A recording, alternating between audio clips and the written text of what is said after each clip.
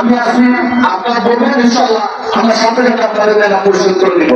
আপনারা সকলে মহরমের জন্য দোয়া করবেন, আল্লাহ যেন মোস্তাফিজুর ফুটবলকে জান্নাত বাসী করে। আসসালামু আলাইকুম।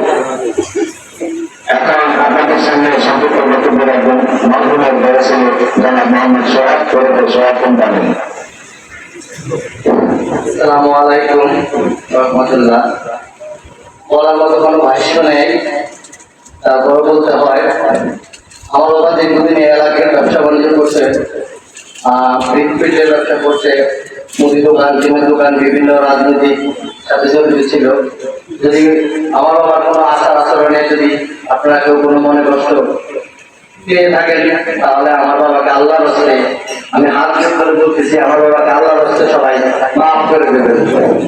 আর আমার বাবা যদি কোনো পেয়ে থাকেন আমাদেরকে বলবেন, আমি আমার শেষ চেষ্টা পর্যন্ত রক্ত বৃদ্ধি করে হলে আমি আমার বাবার এই পরিশোধ করার জন্য ইনশাআল্লাহ চেষ্টা করবো।